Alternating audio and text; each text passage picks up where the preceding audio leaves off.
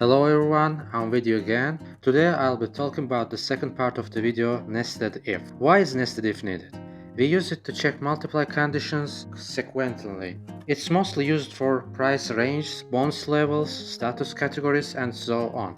Now let's move on to our video. Let's say you have a salary schedule and you want to calculate a bonus at the end of the month. For this, we write in the first cell if and open the parentheses. This is our first condition. If B2 is larger than and equals to $2,000, then a bonus of 15% of the salary should be calculated.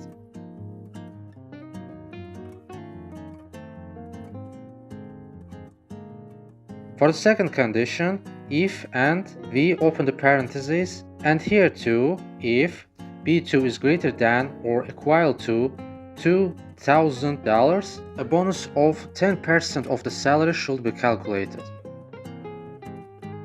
Otherwise, there should be no bonus at all. We close the parentheses 2 times and press enter.